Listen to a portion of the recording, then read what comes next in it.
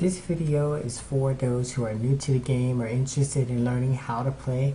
I think the best way to learn how to play the game is to have an understanding of the basics, and that's what this video is going to go over, is the basics of playing Capitalism Lab.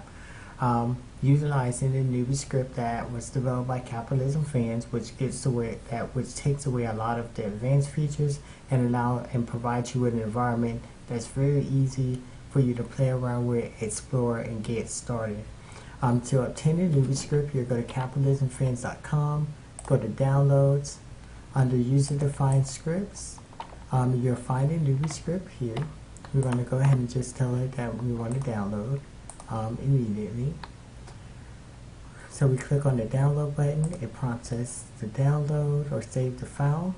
We're going to click here to bring up our save file. We're going to go ahead and have this window open. And now to figure out how to install it, we can just go to the description of the Newbie script, and here it says that I will need to go to My Documents, which I already have done. Go to My Documents, Capitalism Lab Scripts folder. So we're going to take the Newbie script and we're going to extract it here. Now that the Newbie script is in place, we're going to go ahead and launch into the game. In this video, I'll be using the latest version of the game, which is version 2.5.10 release. To load the script, you go to Single Player, Custom Game, Load Script button at the top left hand corner. It's a user created script, and then this gives you a description of the Newbie script. The first thing that you do when you start a new game or a custom game is you set the name of your corporation, type in your name, pick your corporate color, corporate logo, and your portrait.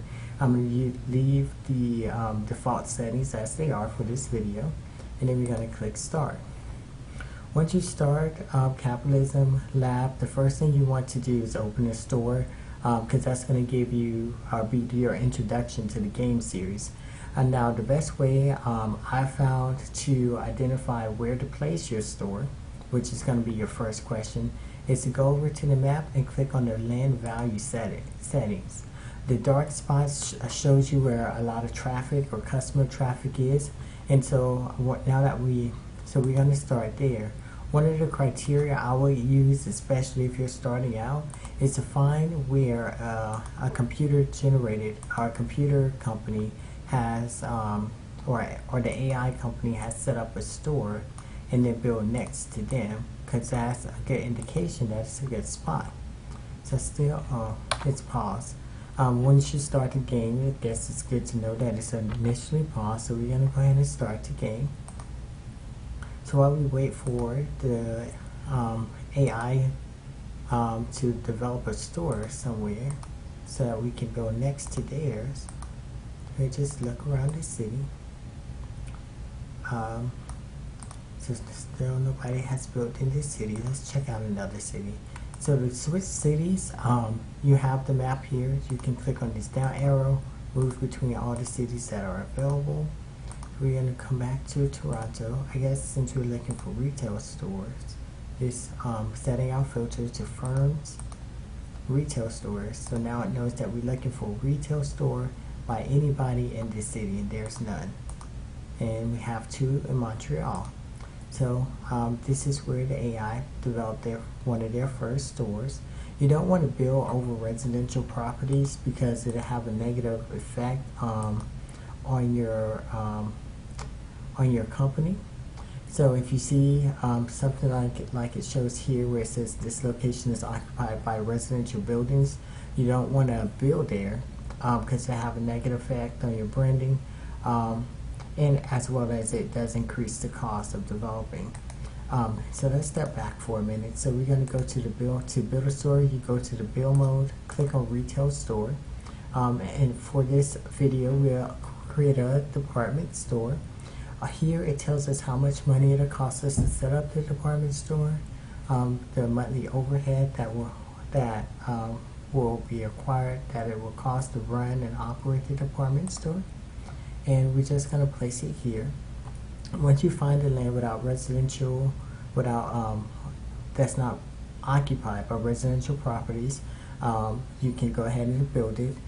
Before we build it, I want you to just take note of the customer traffic index number, which is 30, how much the billing is going to cost, and the land costs. Those are the two numbers that define the total cost of you setting up shop in this particular spot. So in this example, the cost is $14.53 million to build a store here. So we're going to tell it that we want to build our store here. For some reason, it's not building. Maybe there's not enough room. Oh, there's not enough room. So let's try to get something close to that. So we have someone else who built the store. Let's see if we can build closer to another AI.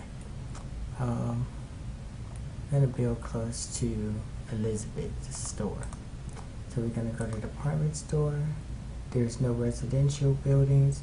Same traffic index of about 30. Price is a little bit cheaper. So now that we have our store, you'll notice that it has your company name, your title, and this big plus box. This is how you add products to your store. So we're going to click on add a product. We're just going to select any random product in order. So we're going to add air condition, gold grain, golf clubs, and jeans in this store. So once you have your products in the store, you can click on them to get more information on it. One of the things I like to do is see how many I'm selling on a month-to-month basis. So over here, it has the product market share indicator. Not sure why it's it has the product share market indicator. I don't really use it to tell me my market share. I use it more to see how many of each item that I'm selling on a monthly basis, and if sales are increasing or decreasing. So now that we have products in our store, we see that the air condition and the gold ring, at a very quick glance, these are our two most popular or in-demand products. So the air condition we're selling for $350. This is how much market share we have in this particular market. This is how much profit we've made so far for air conditions. We click the R, we made $140,000 in revenue. In Q, it gives us the same number here, which is how many have we sold. The cost and freight cost is the wholesale cost plus the price it costs to transport it from the wholesaler to our store, which comes at $133. Here we have a purchasing unit and a sales unit. So the purchase unit purchased the AC or the air condition from the wholesaler, and supplies the product that it purchased to the sell unit, where the consumer comes in the store and buy the product. This is basically the basis of Capitalism Lab. So you can get information on your supplier by clicking on the purchase unit, hit supplier. You can also clear the stock if you want to switch suppliers or higher quality. You can clear the stock. Here it shows you how many employees you have in each unit. So in the sales unit, you have 1, 2, 3, 4, 5, 6, 7, 8 employees. Utilization is at 100. We have 285 ACs in the store for sale to consumers. Here we have our current product ratings. This product is a generic product from the Seaport. It has no brand. The quality is okay, not spectacular, and the price is below the city average of $450, which might explain why it's in such demand. So because our demand is outstripping our supply, let's go ahead and just increase our price to $450. To try to bring the demand down a little bit, as well as to increase our profit. Here we have how you can quickly get an idea of your firm revenue and your firm profit.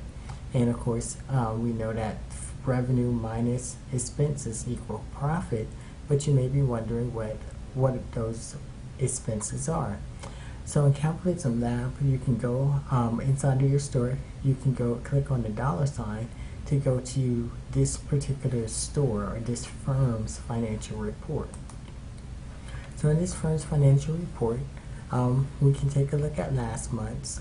Last month we brought in $483,000 in sales revenue. Operating expenses totaled $270,000, and then our net profit was $213,200. $213,000, $262. Our expenses from highest to lowest were consisted of purchasing our products in the store, operating overhead, which you know is going to equal out to about $100,000 per month, as we can see here. Salary expenses for that partial month was $31,000, and freight costs was $24,000 the month before this one came in. If you decide that you want to sell the store because it's no longer profitable, or you want to get rid of the location but don't want to lose it, you can click here. It puts a for sale sign on the building. And if you no longer need the store and don't want to wait until you find a seller, you can demolish the store. And here you have your customer price index. When we built here, it was 30, but because we built here, that increased the attractability for consumers to come and shop, and so now it's at a 42. Another thing that I would like to go over at this point is the fact that you can train your employees so that you can sell more products to get more products in your store. So what we're going to do at this time is we're going to go ahead and set a training budget. The money that you spend on training and new equipment will show up on the firm's financial report for this particular store. So we're going to go ahead and speed up the game so I can quickly show you how the training works. So as your employees get trained, they get colors, and then the unit number increases from 1 up to 10. And here we are doing the training. It's helping us to push more products out, purchase more products from our suppliers so that we can meet our goal. So with the training, which I'm going to turn off now, with the training and new equipment budget, you see how that had an effect on our store. So now our sales unit is able to stock more product, and our purchase unit is able to buy additional products and manage them effectively. So now we're going to pause the game, and now we're going to go to our firm report. And now this store is bringing in $4.37 million in revenue. Its operating expenses is at $1.77 million, which consists of purchasing costs, because we're purchasing a lot more product, and as a result, we're having a slight increase in freight costs. Salary expenses, because the employees that we had are now well trained and equipped, their salary has increased, and the operating overhead has remained the same. And here you can see how much money we spent to reach our training level, so that so that our staff was able to increase this firm's profit. We spent $285,000 on training and new equipment for the staff. And so this is the basics of the game. There will be more videos using the Newbie script, more videos using this particular game that introduce you to other aspects.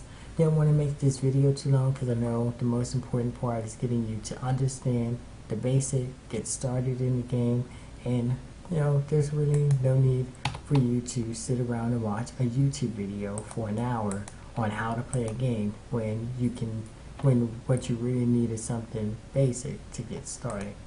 So I'm going to hit this escape key on my keyboard, hit save, and normally whatever I was working on I would type as the description, but here I'm going to type Newbie script as my description here. Hopefully you found this video useful, helpful in helping you understand or in your consideration of purchasing Capitalism Lab, and there'll be more videos that goes into more depth of the game and what is capable with the game.